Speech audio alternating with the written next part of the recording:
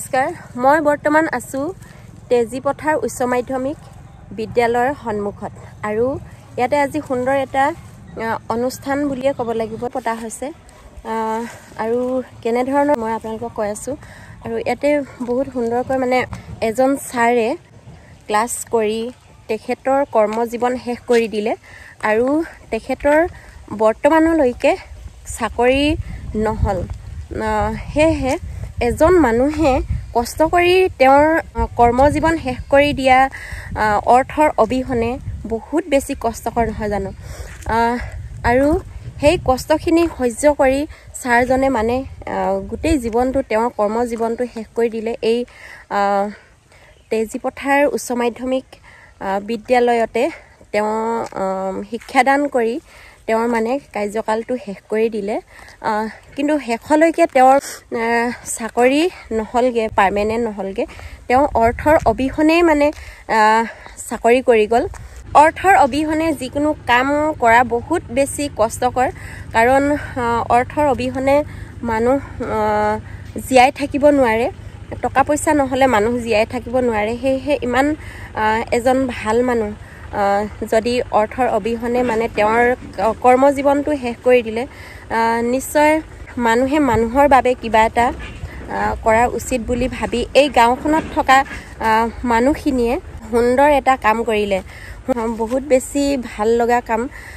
মহান আদৰ্শৰ কাম যিটো মানে মানিবলগীয়া আৰু শুনিলে আপোনালোকৰ ভাল লাগি যাব আৰু সেই ভাল লাগি যোৱা কথাটো হল কি কামটো হল কি আৰু আপোনালোকে সকলোৱে জানেই যে তেজী গাঁওখন আদৰ্শবান গাঁৱে হয় আৰু সেই আদৰ্শবান গাঁৱৰ মানুহখিনিয়ে যে যিমান পাৰে বৰঙনি উঠাই পেলাই গোট খুৱাই পেলাই মানে আজি মানে সেই মহান ছাৰজনক মানে দান কৰিব হেহে এই স্কুলখনত মই আজি আহিছো আৰু বহুত বেছি ভাল লগা বিষয় আৰু এনেকুৱা মহান কামবোৰ কৰিব লাগে বুলি ভাবো মানুহে মানুহৰ বাবে কিবা এটা কৰা উচিত বুলি মই ভাবো আৰু আমাৰ সন্মানীয় ছাৰজন আহি আছে চাওক এই পিছপিনে গোটেই মানুহখিনি আহি আছে আগবঢ়াবলৈ কৈ দিয়ক কেনেদৰে আয়োজন কৰা হৈছে কেনেকুৱা লাগিছে এইবিলাক কৈ দিয়ক তাকে নমস্কাৰ এই আমাৰ শ্ৰদ্ধা ৰাজেন্দ্ৰ মৰাণ ছাৰ আজি কৃতজ্ঞতা অনুষ্ঠান আয়োজন কৰিছোঁ তেখেতে 31 বছৰ কাল আমাৰ তেজীপথাৰ হাইস্কুলত শিক্ষকতা কৰিলে যদিও তেখেত মানে চৰকাৰীভাৱে স্বীকৃতি নাপালে চৰকাৰী শিক্ষক নহ'ল তেখেতৰ সেইটো আজি যি ত্যাগ পৰিশ্ৰম আজি স্কুলৰ বা অঞ্চলটোৰ প্ৰতি যি ত্যাগ পৰিশ্ৰম কৰি থৈ গ'ল সেইখিনি কৃতজ্ঞতা জনাবৰ কাৰণে আজি সভাখন আয়োজন কৰিছোঁ তেখেতৰ আহি পাব এতিয়া তেখেতক আয়োজন স্থলীলৈ নিবলৈ কাৰণে আমি যোগাৰ কৰি আছোঁ ধন্যবাদ কওক আমাৰ আজি অৱসৰপ্ৰাপ্ত শিক্ষক ৰাজেন্দ্ৰনাথ মৰাণৰ মানে আমি কৃতজ্ঞতা সভাখন পাতিবলৈ লৈছোঁ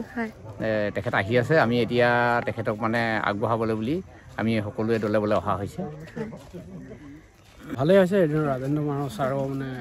কৃতজ্ঞতা উদযাপন কৰিছোঁ গতিকে এইটো আমি ধন্যবাদ হৈছোঁ গতিকে আমি বোৱাৰীবাসী আমি হেৰিও গাঁওবাসী হেৰিও দলে আমি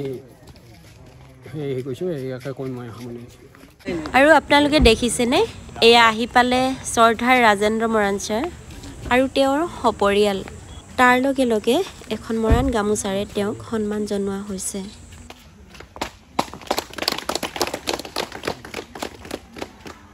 তাৰ পিছতেই তেওঁক এখন চেলেং চাদৰে সুন্দৰকৈ সন্মান জনোৱা হৈছে আৰু তাৰ পিছতেই ইমান সুন্দৰকৈ তেখেতক আগবঢ়াই অনা হৈছে এই খ্ৰীষ্টান এই হিন্দু সকলোৱে মিলিজুলি তেখেতক গাই বাই আগবঢ়াই অনা হৈছে আৰু দেখি ইমানেই ভাল লাগিলে সঁচাকৈয়ে মনটো নাচি উঠিল এটা মুহূৰ্তৰ বাবে আপোনালোকেও চাওকচোন দেখি সঁচাকৈয়ে বহুতে বেছি ভাল লাগিব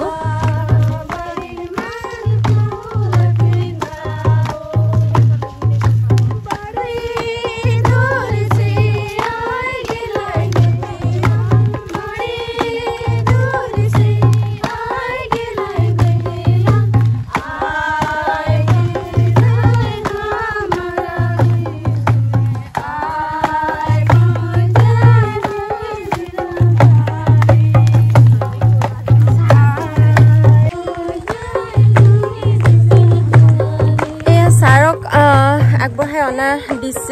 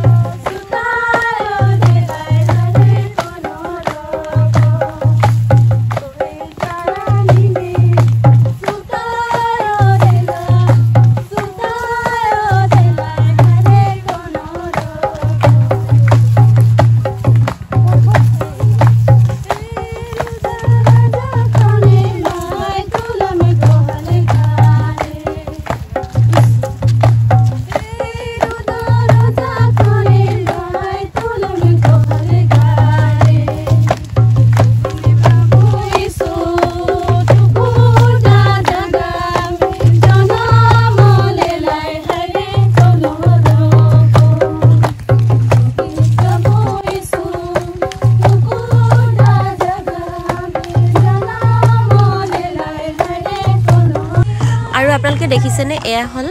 তেজীপথাৰ উচ্চ মাধ্যমিক বিদ্যালয় আৰু এই বিদ্যালয়ৰ চৌহদত আচলতে বহু আগ্ৰহেৰে ৰৈ আছে সকলোবোৰ ষ্টুডেণ্ট এনেদৰে তেওঁলোকৰ মৰমৰ ছাৰজনলৈ আৰু তেখেতে ইতিমধ্যে আহি ভৰি দিবহি এই 31 বছৰে কাম কৰি অহা এই মৰমৰ বিদ্যালয়খনত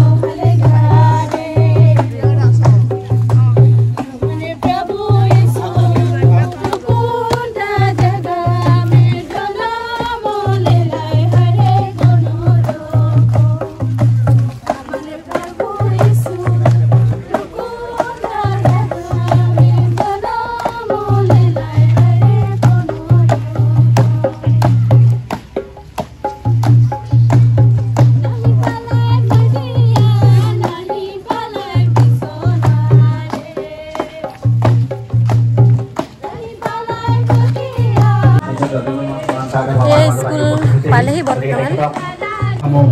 আমি জনাইছোঁ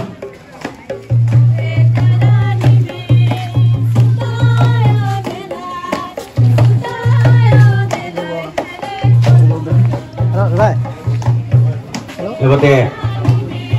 2 নং তেজীগাঁও সন্মানীয় শ্ৰদ্ধেয় ডাঙৰীয়াদেৱ আমাৰ মাজত উপস্থিত আছে আমি তেখেতকো আসন গ্ৰহণ কৰিবৰ কাৰণে অনুৰোধ জনাইছোঁ সন্মানিত তেজীপথাৰ উচ্চ মাধ্যমিক বিদ্যালয়ৰ সদ্যবিদায়ী অৱসৰপ্ৰাপ্ত সহকাৰী শিক্ষক সন্মানীয় শ্ৰীযুত ৰাজেন্দ্ৰনাথ মৰাণ ছাৰৰ লগতে তেখেতৰ কাষতেই আসন গ্ৰহণ কৰি থকা সন্মানীয় এই বিদ্যালয়ৰ প্ৰধান শিক্ষক দত্ত ছাৰক আদি কৰি আমাৰ তেজীপথাৰ মজলীয়া বিদ্যালয়ৰ প্ৰধান শিক্ষক চৌকেশ্বৰ মান ডাঙৰীয়াদেৱ ৰাজেন্দ্ৰনাথ মৰাণ ছাৰৰ সহধৰ্মিনী ডাঙৰীয়ানী তথা আমাৰ মাজত উপস্থিত থকা সন্মানীয় গণ্যমান্য ব্যক্তিসকল এই বিদ্যালয়ৰ ছাত্ৰ ছাত্ৰীসকল আমাৰ কাষতে থকা তেজীপথাৰ মজলীয়া বিদ্যালয়ৰ ছাত্ৰ ছাত্ৰীসকল বৰালি মধ্য ইংৰাজী বিদ্যালয়ৰ পৰা অহা শিক্ষক শিক্ষয়িত্ৰীৰ লগতে ছাত্ৰ ছাত্ৰীসকল আমাৰ তেজী বৰালি এই অঞ্চলটোৰ বিভিন্ন ঠাইৰ পৰা অহা সন্মানীয় ৰাইজ আমি এই অনুষ্ঠানটো খুব অনুষ্ঠিতভাৱে কৰিবলৈ লৈছোঁ আমি বহুত বেছি সময়ো নলওঁ আমি খুব কম সময়ৰ ভিতৰতে আমি আমাৰ অনুষ্ঠানটো আমি সামৰি পেলাম গতিকে আমি আমাৰ এই কথাখিনি বা আমি কৃতজ্ঞতা স্বীকাৰ অনুষ্ঠানটো যে এটা আয়োজন কৰিছোঁ এই সম্পৰ্কত আমি আপোনালোকৰ আগত প্ৰথমতেই কথাখিনি আপোনালোকৰ আগত অৱগত কৰিবলৈ আমি চেষ্টা কৰিম প্ৰয়াস কৰিম প্ৰথমতে আমি এইখিনি কৰিবলৈ যাওঁতে নানা ৰকমৰ আমাৰ অজানিতে জ্ঞাতে অজ্ঞাতে বহু ভুল ৰৈ যাব পাৰে সেই ভুলখিনি আপোনালোকে যোগাত্মক দৃষ্টিভংগীৰে আলোচনা সমালোচনা কৰি গঠনমূলকভাৱে গোটেই কথাখিনি ল'ব বুলি আমি প্ৰথমতে সকলোলৈকে প্ৰাৰ্থনা জনাইছোঁ অনুৰোধ জনাইছোঁ আমি আচলতে এই কথাখিনি কি ধৰণে পাতিলোঁ বা কি ধৰণে অনুষ্ঠানটো আচলতে কৰিব লাগিছিল, কিমানখিনি কৰিব পাৰিছোঁ নোৱাৰিছোঁ, এই কথাখিনি আপোনালোকৰ আগত অৱগত কৰাৰ প্ৰয়াস কৰিছোঁ। আচলতে যোৱা 15 নৱেম্বৰ তাৰিখে তেজীপথাৰ উচ্চ মাধ্যমিক বিদ্যালয়ৰ প্ৰাংগণত চৰকাৰী সংবিধান মতে 60 বছৰ অতিক্ৰম কৰাৰ কাৰণে, 60 বছৰ শেষ হোৱাৰ কাৰণে আমাৰ ৰাজেন্দ্ৰনাথ মৰাণ ছাৰক চৰকাৰীভাৱে আচলতে অৱসৰ প্ৰদান কৰিলে, তথা ইয়াত আমাৰ বিদ্যালয়ৰ শিক্ষক শিক্ষয়িত্ৰীক আদি কৰি প্ৰাক্তন ছাত্ৰ ছাত্ৰীসকল আৰু আমাৰ এই অঞ্চলৰ যুৱক সংঘকে আদি কৰি বিভিন্ন অনুষ্ঠান প্ৰতিষ্ঠানে তেখেতক খুব সুন্দৰকৈ আচলতে বিদায় সম্বৰ্ধনা জ্ঞাপন কৰিলে। আমি সেই 15 তাৰিখৰ পিছতেই আচলতে 16 তাৰিখ দিনটোত আমি আমাৰ বৰালি ৰাজহুৱা নামঘৰত যি আমি ৰাগজাতৰ প্ৰশিক্ষণৰ কাৰ্যসূচীত আমি কৰ্মৰত আছিলোঁ, তাত আচলতে সেই কৰ্মৰতৰ থলীত এই বিদ্যালয়খন প্ৰতিষ্ঠাকালৰ কিছু ব্যক্তি তাত উপস্থিত আছিল, প্ৰাক্তন ছাত্ৰ ছাত্ৰীসকল উপস্থিত আছিল, অভিভাৱক কিছু তাত উপস্থিত আছিল, আৰু ঠিক তেনেধৰণে শুভাকাংক্ষী কিছু ব্যক্তিও তাত উপস্থিত আছিল। এই কথাখিনি ওলাইছিলে তেখেতে ইয়াত সুদীৰ্ঘ 31টা বছৰ ইয়াত শিক্ষা প্ৰদান কৰিলে। শিক্ষা প্ৰদান কৰাৰ পিছত আমাৰ অসম চৰকাৰৰ বিভিন্ন দলৰ বিভিন্ন চৰকাৰ ইয়াত গঠন হৈ গ'ল, চৰকাৰ চলাই গ'ল, বিভিন্ন চৰকাৰ বিভিন্ন ধৰণে আচলতে আইন প্ৰণয়ন কৰিলে। আইন প্ৰণয়ন কৰাৰ পিছত আমাৰ এই বিদ্যালয় প্ৰতিষ্ঠা হোৱাৰ বহু বছৰৰ পিছত পাৰ্মিশ্যন ৰিকগনাইজকে আদি কৰি প্ৰভিন্সিয়েল যিটো ছিষ্টেম বা যিটো প্ৰক্ৰিয়া, সেই প্ৰক্ৰিয়াটো বহু পলমকৈ ইয়াত হৈছিলে 2013 চনত। 2013 চনত যেতিয়া ইয়াত আচলতে প্ৰাদেশিকৰণ যেতিয়া হৈছিলে, তেতিয়া আচলতে চৰকাৰৰ কিছুমান আইনক দোহাই দি বহু শিক্ষকক, অকল এখন বিদ্যালয়ত নহয় অসমৰ বহু বিদ্যালয়ৰ বহু শিক্ষক আচলতে তেওঁলোকৰ যি ৰিকগনাইজৰ সময়ত যিটো আচলতে অৰ্ডাৰ দিছিলে, তেওঁলোকে শিক্ষকতা কৰিব পৰা বা তেওঁলোকৰ যিটো স্বীকৃতি দিছিলে, সেইখিনি কিন্তু বহু আইনৰ আওতালৈ আনি তেখেতসকলক বহু শিক্ষকক আচলতে সেই প্ৰাদেশিকৰণৰ ব্যৱস্থাটোৰ পৰা আঁতৰাই ৰখা হ'ল। গতিকে আমি এই ক্ষেত্ৰত লক্ষ্য কৰিছোঁ যে আমাৰ এইখন বিদ্যালয়ত ৰাজেন্দ্ৰনাথ মৰাণ ছাৰৰ দৰে কেইবাগৰাকী শিক্ষকে আচলতে এই ক্ষেত্ৰত বঞ্চিত হ'ল যদিও আচলতে এই অঞ্চলৰ যিসকল ছাত্ৰ ছাত্ৰী আছে বা এই অঞ্চলৰ যিসকল ল'ৰা ছোৱালী আছে, ইয়াত এই ল'ৰা ছোৱালীসকলক শিক্ষা প্ৰদানৰ ক্ষেত্ৰত কোনো ধৰণৰ কৃপণালি নকৰাকৈ, যদিও তেখেতসকলৰ ইয়াত প্ৰাদেশিকৰণ নহ'ল যদিও তেখেতসকলে কিন্তু তেওঁলোকৰ যিমান সময়লৈকে আচলতে সাংবিধানিকভাৱে তেওঁলোকে কৰ্ম কৰাৰ দক্ষতা থাকে, নিয়ম আছে, সেইমতে তেখেতসকলে আচলতে ইয়াত গোটেই কামখিনি ইমান সুন্দৰকৈ কৰি গ'ল। কৰি যোৱাৰ স্বাৰ্থতে আচলতে আমি ইয়াত সেই কথাখিনি সিদিনাখনি যোৱা 16 নৱেম্বৰ তাৰিখে আমাৰ বৰালি ৰাজহুৱা নামঘৰত কথাখিনি আলোচনা হৈছিলে। তাতে আমি কথাটো এই ধৰণে পাতিছিলোঁ। তেখেত আচলতে এই বিদ্যালয়খন হয়তো 37 বছৰমান হৈছে, যদি ভুল হোৱা নাই। 37 বছৰ বুলি নহয়, তাতোতকৈ আগতে আচলতে ইয়াতে আমি গম পাইছোঁ যে 1972-73 চনমানত নে 71-72 এনেকুৱা মানে মই নাজানিছোঁ স্পষ্টকৈ, তেনেকুৱা সময়তে ইয়াত তেজীবৰালি অঞ্চলৰ ৰাইজে ইয়াত তেতিয়া এখন মানে হাইস্কুল উচ্চ মাধ্যমিক বিদ্যালয় প্ৰতিষ্ঠাৰ কাৰণে চেষ্টা কৰিছিলে। 2-3 বছৰ চলালে তাক, কিন্তু তাৰপিছত বহু কিবা কিবি অসুবিধাৰ কাৰণে বিদ্যালয়খন ইয়াত ভাঙি গ'ল। ভাঙি যোৱাৰ পিছতো আকৌ সেই 37 বছৰ আগত মানুহে আকৌ অনুভৱ কৰিলে যে আমাৰ এই অঞ্চলৰ যিসকল ল'ৰা ছোৱালী আছে, সেই ল'ৰা ছোৱালীসকল ক'ত পঢ়িব। বহু দূৰলৈ যাবৰ কাৰণে বহু ল'ৰা ছোৱালীৰ অসুবিধা হয়, বহু ল'ৰা ছোৱালীৰ তেনেকুৱা পঢ়াৰ সুবিধা নাপায়। গতিকে এই অঞ্চলতে যদি এখন স্কুল প্ৰতিষ্ঠা নকৰোঁ, তেতিয়াহ'লে আমাৰ ল'ৰা ছোৱালীবোৰ কি হ'ব, মানে জ্ঞানৰ পোহৰটো নেপাব, আমাৰ এম ই স্কুল পঢ়াৰ পিছতেই শিক্ষা সাং হ'ব। গতিকে এনেকুৱা ধৰণৰ কথা চিন্তা কৰি কিনে বহু শিক্ষিত আৰু অশিক্ষিত যিখিনি আচলতে শিক্ষাৰ প্ৰতি ধাউতি থকা লোকে আচলতে ইয়াত এইখিনি খুব কষ্ট কৰিলে, সভা সমিতি পাতিলে। পতাৰ পিছত ইয়াত তেজীপথাৰ এইখিনি ঠাইত